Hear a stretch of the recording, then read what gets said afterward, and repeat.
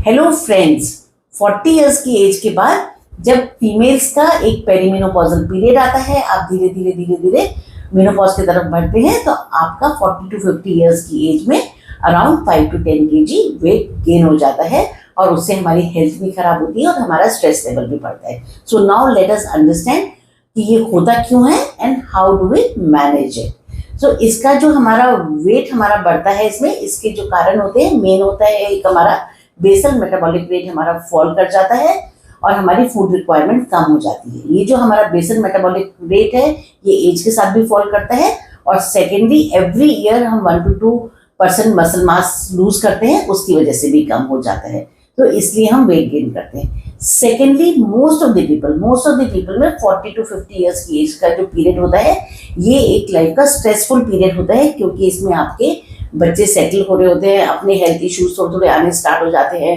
आपके घर में अगर सीनियर सिटीजन्स हैं, आपके पेरेंट्स वगैरह, उनके हेल्थ इश्यूज आने स्टार्ट हो जाते हैं, आपके ऊपर अर्निंग का या फैमिली का बर्डन होता है, तो इसकी वजह से स्ट्रेस ज़्यादा हो जाता है और आप उसको अगर कोप अप नहीं कर पाते हैं तो उससे आपके कॉर्टिसोल लेवल्स बढ़ जाते हैं और उससे वेट गेन भी होता है और बहुत सारी बीमारियां जैसे कि डायबिटीज वगैरह है वो भी हो जाती हैं।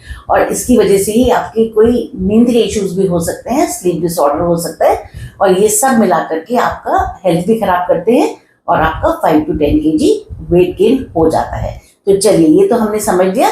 अब नाउ लेट अस अंडरस्टैंड कि how we can manage it. अब इसके लिए सबसे पहले आते हैं हम फूड मैनेजमेंट के ऊपर। तो यहाँ पर नंबर 1, आपको हर साल 40 इयर्स के बाद ज़्यादा नहीं, अप्रॉक्सीमेटली 50 to 150 कैलोरीज हर साल आपको रिड्यूस कर देना चाहिए। तो जब आप ये कैलोरीज रिड्यूस करना इजी होता है, कैलोरीज बर्न करना उतना इजी नहीं होता है। जैसे कि इसमें स्पेशली अगर आप कार्ब्स जैसे रोटी है, चावल है, फॉर एग्जाम्पल दिन भर में अगर आप जितनी भी रोटी खाते हैं उसमें से अगर आप 1 रोटी कम कर दें, आप 3 टेबलस्पून राइस कम कर दें, आप 1 आलू कम कर दें, इस तरीके की चीज़ें अगर आप कम कर देंगे तो आपका वेट गेन जो है वो कम होगा या नहीं होगा। सेकेंड चीज जो है, हमको इस टाइम में हमको कॉम्प्लेक्स कार्बोहाइड्रेट्स और प्लांट बेस्ड होल फूड पे बहुत शिफ्ट होना चाहिए। यानी कि हमको बहुत ज़्यादा फ्रूट्स, वेजिटेबल्स, सैलेड्स और होल ग्रेन्स में सारी दालें, ये सब आप बहुत लीजिए। ये सब पे अगर आप शिफ्ट होंगे तो भी आपका वेट गेन कम होगा।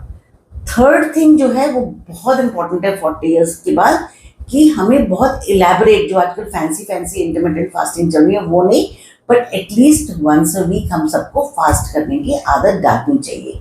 This fast can be anywhere between 16 to 24 hours. मेरी बहुत सारी वीडियोस है फास्टिंग के ऊपर, उनको देख करके आप कर सकते हैं कि कैसे आप फास्टिंग में प्रोसीड कर सकते हैं।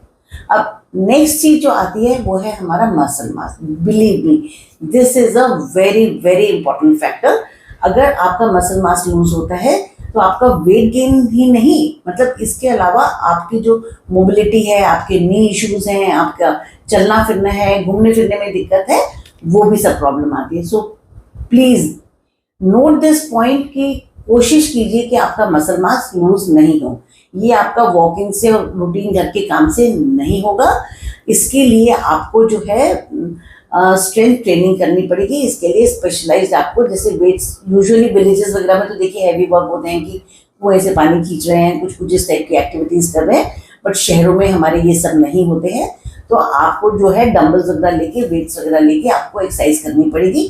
यूजुअली इसके लिए ट्रेनर लगता है, चाहे वो आप घर में बुलाइए, चाहे आप जिम में जाके कीजिए, ये आप अलग से तय कीजिए कि आप कैसे करेंगे, but at least 2 to 3 times a week आपको मसल्स की स्ट्रेंथ ट्रेनिंग अगेंस्ट वेट्स करना बहुत ज़रूरी है। जो लोग ये वेट्स वगैरह से जिम से नहीं करना चाहते, वो योगा में अपना बॉडी वेट यूज करके भी कर सकते हैं। अब स्ट्रेंथ ट्रेनिंग के अलावा सेकंड चीज जो आती है जिससे कि हमारा BMR इम्प्रूव रहता है, वो है हमारी डे टू डे एक्टिविटी। देखिए यूजुअली हम क्या करते हैं, हम बोलते हैं कि भाई हम तो सुबह आधा घंटा पौना घंटा वॉक कर रहे हैं, हमने आधा घंटा 1 घंटा जिम जा करके एक्टिविटी करी, बाकी टाइम हम अपना बिस्तर पे लेटे रहते हैं या बिल्कुल सेडेंटरी रहते हैं, कुछ खास काम नहीं करते हैं। तो इसकी जगह अगर आप अपना जो है एक्टिविटी लेवल दिन भर में डिस्ट्रीब्यूट करके रखेंगे, कहने का मतलब है कि दिन भर आप एक्टिव रहिए और कोशिश कीजिए कि घर में आप चलते फिरते रहें, तो थोड़ा उससे आपका BMR बेटर रहता है। आप नोट करेंगे यहाँ पर कि जो लोग बिल्कुल पतले दुबले होते हैं और बोलते हैं कि जी हम तो सब खाते हैं, आप नोट कीजिएगा, वो दिन भर घर में बहुत एक्टिव रहते हैं और उनकी वो नेचुरल हैबिट होती है। और जो यूजुअली ओबीज लोग होते हैं, जिनकी वेट गेनिंग टेंडेंसी होती है, उनकी सारे टाइम बैठने की टेंडेंसी होती है कि 1 घंटा एक्सरसाइज कर लिया और थोड़ा बहुत जिम चले गए या स्विमिंग कर लिया या वॉक कर लिया और बाकी टाइम वो लोग बैठे रहते हैं। तो इस हैबिट को छोड़ के हमारे को, जो लोग ओबीज है, उनको थोड़ी सी ये हैबिट डेवलप करनी पड़ती है कि हम हर 2-1 घंटे के बाद उठ के 15-20 मिनट के लिए घर में ही चल लें, कोई काम कर लें या कोई एक्सरसाइज कर लें। अब थर्ड मोस्ट इम्पॉर्टेंट फैक्टर है स्ट्रेस। तो देखिए, ये लास्ट में बोल रही हूँ बट लीस्ट नहीं है, बिकॉज स्ट्रेस की वजह से ही बहुत बार आपकी ओवर ईटिंग होती है, आप एक्सरसाइजेस वगैरह नहीं करते।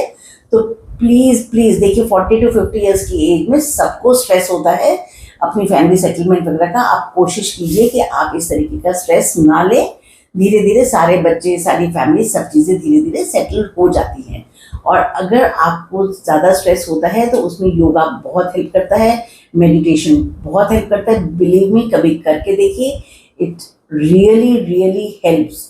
और आप जो है थोड़े से प्राणायाम वगैरह भी कीजिए रेगुलरली और अपना स्लीप बिल्कुल एडिक्वेट रखिए। आपको दिन में एटलीस्ट रात में अप्रॉक्सीमेटली 8 घंटा सोना बहुत ज़रूरी है। कोशिश कीजिए कि सोने से आधा पौना घंटे पहले अपना फ़ोन वगैरह सब बंद करके और आराम से सो जाइए। स्लीप हाइजीन पर भी मैंने एक वीडियो बनाई थी, आप चाहें तो उसको देख सकते हैं। सो इस तरीके से अगर आप मैनेज करेंगे तो जो आपका पेरीमेनोपॉजल और मेनोपॉजल एज में वेट गेन होता है वो नहीं होगा।